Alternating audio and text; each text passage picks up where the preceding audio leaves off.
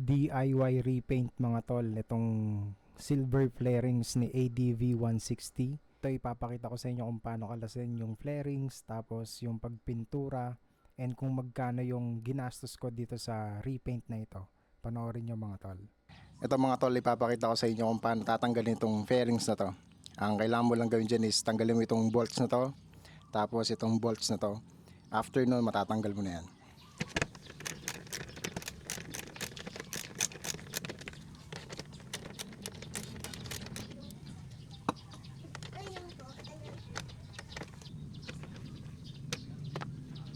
After nyo matanggal yung dalawang bolts, pwede nyo nang hilahin tong fairings na to. Makukuha nyo na yan.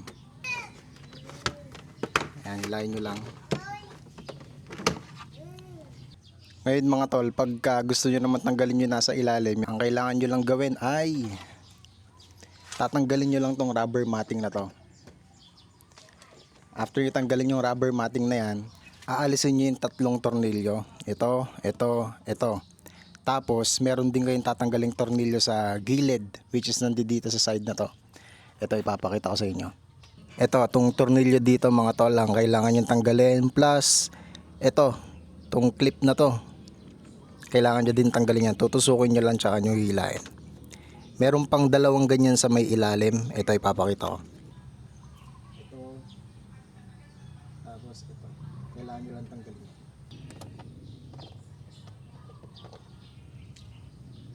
Ito, pag natanggal nyo to, susunod nyo na ito. Para matanggal nyo to mga tol, kailangan nyo lang gumamit ng flat screw. Tutusukin nyo to para bumaon, tapos susungkitin nyo na lang, matatanggal na yan.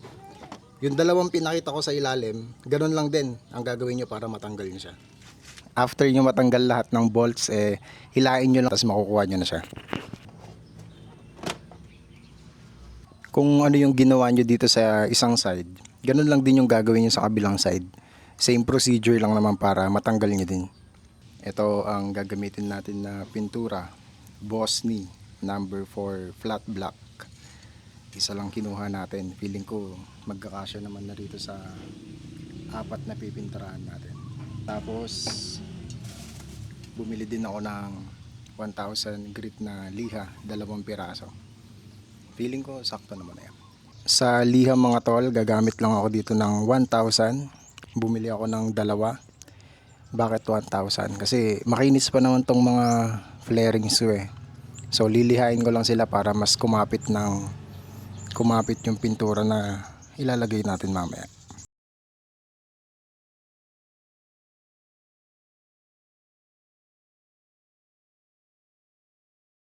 After nating lihayin, syempre ibibilad muna natin para matuyo. Yan, sinabit lang natin sila dito. Tapos mamaya pipinturahan na natin yan.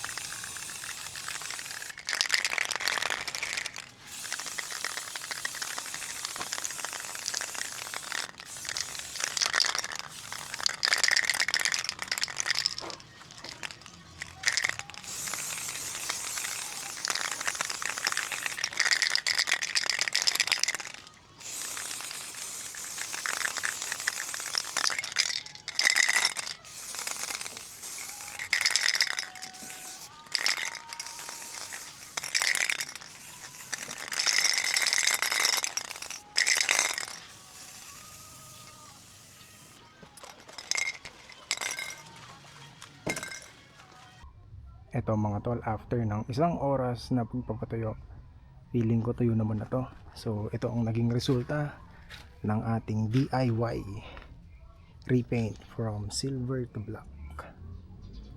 Satisfied naman ako sa naging result. Kahit na hindi tayo ganun ka-expert magpintura. Basic na basic lang naman siya. Kayang-kayang i-DIY. Later sasabihin ko sa inyo kung magkano yung nagastos ko dito sa repaint. Gamit itong Bosni number 4 flat black. Ikakabit ko lang to saglit, tapos ipapakita ko sa inyo kung ano yung resulta after niyang makabit. Kung paano nyo binaklas, ganun nyo din siya ibabalik. Ito mga tol, nakabit na natin after natin siyang pinturahan ng matte black. So ito na ang kanyang itsura.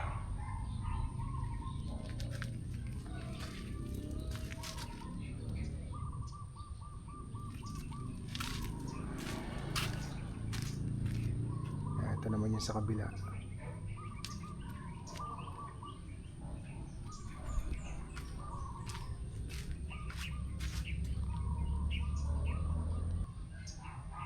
Ganun lang kadali mga tol mag-repaint DIY.